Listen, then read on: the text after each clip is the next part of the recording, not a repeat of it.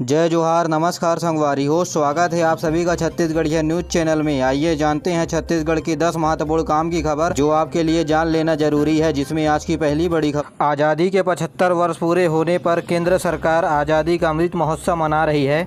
इस दौरान देश भर में 13 से 15 अगस्त के बीच हर घर तिरंगा अभियान चलाया जाएगा। प्रधानमंत्री ने हर घर तिरंगा की मुहिम से देशवासियों को जुड़ने और इस मुहिम के प्रति लोगों का रिस्पांस मिलने पर अपनी खुशी जाहिर की है। श्री मोदी ने अपने ट्विटर संदेश के माध्यम से कहा कि जल थल नभ में तिरंगा फहराते हुए देखकर देशवासी उत्साहित हैं। इस मौके पर केंद्रीय संस्कृति मंत्रालय ने हर घर तिरंगा गीत जारी किया है, जिसे अपने ट्विटर हैंडल में साझा किया है। छत्तीसगढ़ में भी हर घर तिरंगा अभियान के तहत लोगों का उत्साह देखने को मिल रहा है और लोगों को जागरूक करने के लिए बहुत से कार्यक्रम कराए जा रहे हैं। इसी बीच बिलासपुर के भरनी में सीआरपीएफ के जवानों ने मोटरसाइकिल रैली निकाली। यह रैली बिलासपुर के अलग अलग रास्तों से होकर नेहरू चौक पहुंचा और इस दौरान लोगों को तिरंगा फहराने के लिए जागरूक किया गया।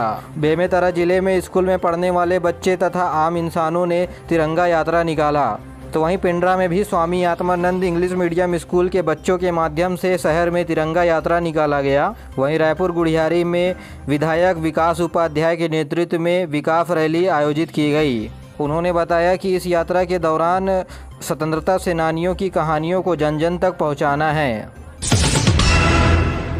वहीं दुर्ग के हेमचंद्र विश्वविद्यालय में 1 सितंबर से कुलपति के माध्यम से एक नया कोर्स संचालित किया जाएगा, जिसका शीर्षक स्वतंत्रता सेनानी के अज्ञात नायक होगा। विश्वविद्यालय की कुलपति अरुणा पल्टा ने स्वतंत्रता दिवस के अवसर पर इस कोर्स का शुभारंभ करेंगे। देश के नए राष्ट्रपति द्रौपदी मुर्मू स्वतंत्रता दिवस की पूर्व संध्या पर शाम 6 बजे अपने राष्ट्र के नाम संबोधन करेंगे।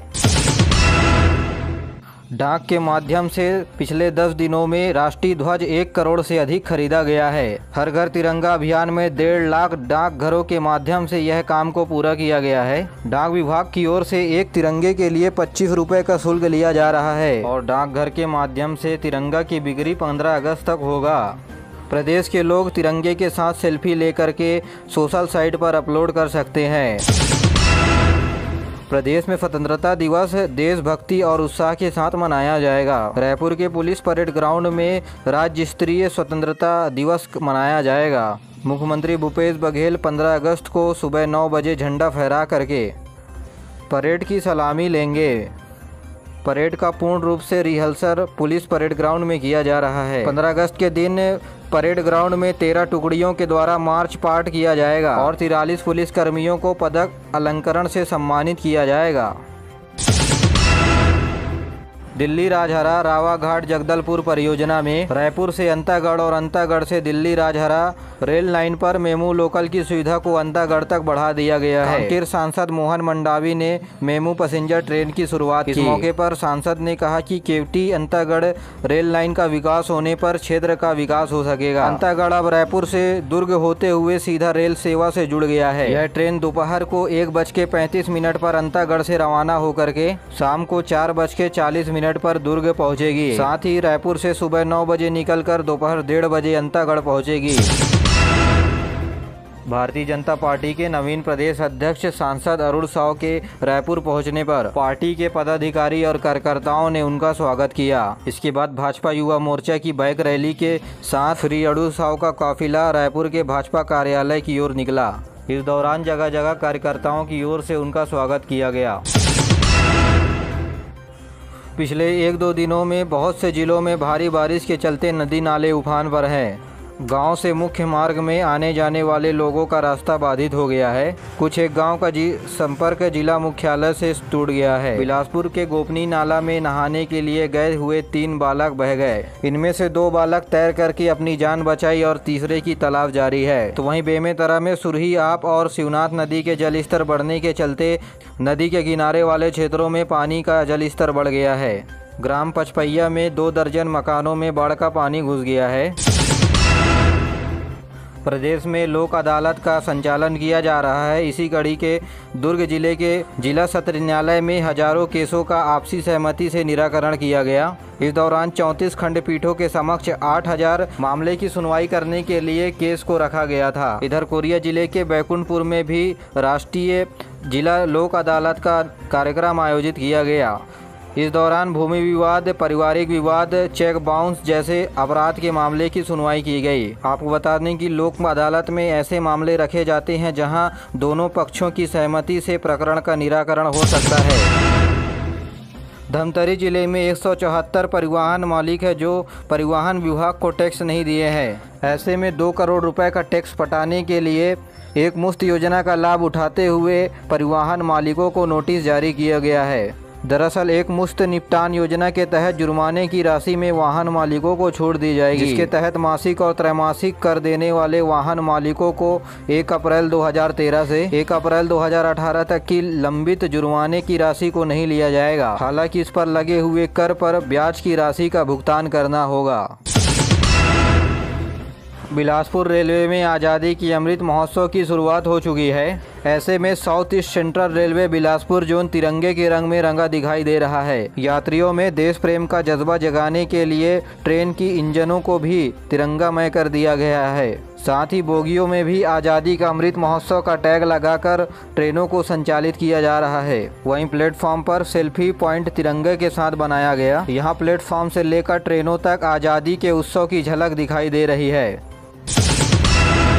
बड़ी खबर है, रायपुर के शहीद स्मारक भवन में मिनी माता स्मृति दिवस और साहित्य सम्मान समारोह का भी आयोजन किया गया। प्रगतिशील छत्तीसगढ़ की सत्ता में समाजित मुख्यमंत्री भूपेश बघेल ने छत्तीसगढ़ की प्रथम महिला सांसद मिनी माता की 50वीं पुण्यतिथि पर डाक विभाग के द्वारा स्मृति चिन्ह प्रेषित किया गया। इस मौके पर मुख्यमंत्री ने कहा कि मिनी माता का व्यक्तित्व अतुलनीय था। सरलता और सहज व्यक्तित्व की धनी मिनी माता ने अपना पूरा व्यक्तित्व मानवता के लिए समर्पित कर दिया। उन्होंने अपरिष्यता छुआछूत की नियम को संसद में पारित कराने के लिए महत्वपूर्ण भूमिका निभाई थी। बाल विवाह और दहेज प्रथा के विरोध में सड़क से लेकर संसद तक अपनी आवाज उठाई है। मुख्यमंत्री ने कहा कि मिनी माता ने महिला अस्मिता को एक नई ऊंचाई दी है।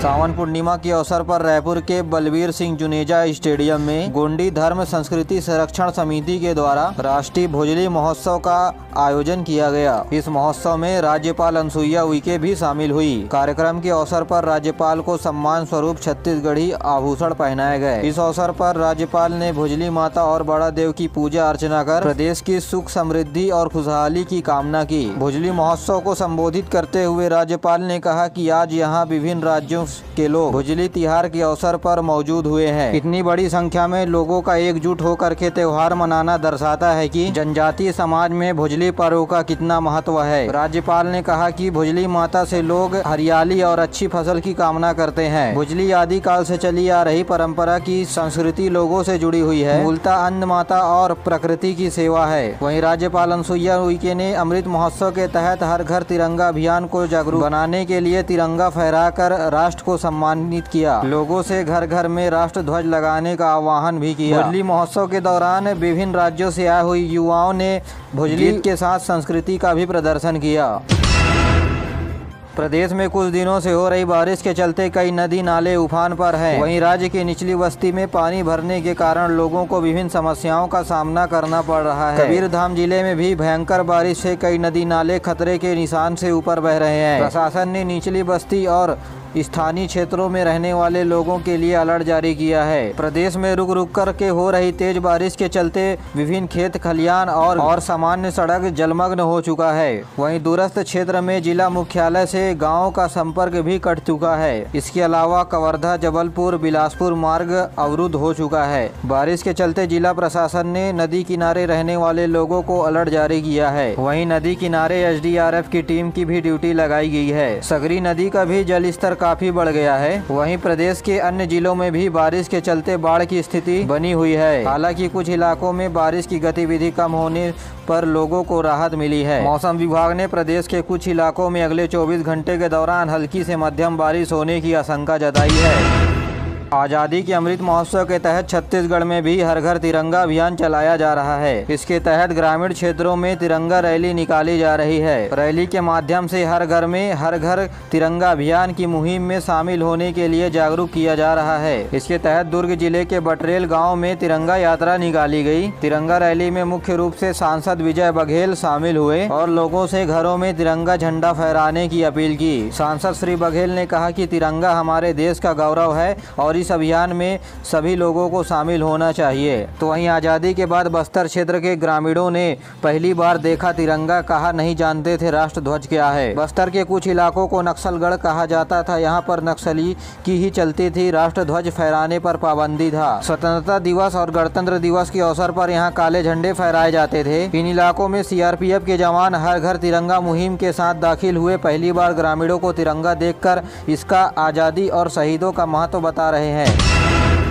छत्तीसगढ़ के उच्च शिक्षा विभाग में प्रदेश के विभिन्न महाविद्यालयों में बढ़ाए गए 3000 से अधिक सीटें। जी हां, यह सीटें इसी सत्र साल 2022-23 में बढ़ेगी। आदेश की कॉपी कॉलेजों को भेज दी गई है। जी हां, प्रदेश के विभिन्न कॉलेजों में 3000 से अधिक टीचरों की सीट खाली है, जिसके लिए उच्च शिक्षा विभाग के द्वारा अब जल्द ही भर्ती निकाला जाएगा और यह भर्ती पीएससी के माध्यम से ली जाएगी। केंद्रीय गृह मंत्रालय के द्वारा छत्तीसगढ़ के 3 पुलिस कर्मियों को दिए गया मेडल। केंद्रीय मंत्रालय ने जारी किया list. ASP Rajendra Jaiswal, SI Divya, inspector Dinesh होंगे सम्मानित। ये मेडल अफसरों को बेहतर इन्वेस्टिगेशन के लिए दिया गया है। राजेंद्र जायसवाल ने कई क्रिमिनल केसेस के साथ ट्रैक्टर फायरिंग में से एक काम किया है। तो वहीं दिव्या शर्मा ने बच्चियों के प्रति हो रहे अपराधों में बेहतर जांच की। दिनेश यादव को भी समय पर जांच पूरी करने की वजह से यह मेडल दिया जा रहा है। आपको बता दें कि इस सम्मान में सबसे ज़्यादा महाराष्ट्र के 11 पुलिस हैं, 10-10 मध्य प्रदेश और उत्तर प्रदेश के, तो वहीं 8-8 केरल, राजस्थान, पश्चिम बंगाल के पुलिस हैं। छत्तीसगढ़ के मुख्यमंत्री सीएम भूपेश बघेल ने फहर फहर फहराओ तिरंगा नाम से एक वीडियो किया लॉन्च। हमर तिरंगा अभियान की शुरुआत। वीडियो के जरिए दिला रहे लोगों को राष्ट्र प्रेम का संदेश। जी हां, शुक्रवार को मुख्यमंत्री भूपेश बघेल के सिविल लाइन स्थित अपने सरकारी आवास से 2 वीडियो सॉन्ग्स को लॉन्च किया गया है। इसके साथ ही हमर तिरंगा अभियान की शुरुआत की गई है। जनसंपर्क विभाग ने वीडियो को तैयार किया है। इस वीडियो में तिरंगे झंडे के साथ सीएम भूपेश बघेल नजर आ रहे हैं। आज़ादी के अमृत महोत्सव के दौरान वीडियो लोगों को राष्ट्र प्रेम की भावना पैदा करने, देश प्रेम के प्रति जागरूक करना है। तो आज के लिए बस इतना ही। वीडियो पसंद आए तो वीडियो को लाइक करें, चैनल को सब्सक्राइब करें और अपने दोस्तों के साथ जरूर शेयर करिए। दीजिए मुझे इजाज़त, मिलते अगले वीडियो में। तब तक के लिए जय हिंद।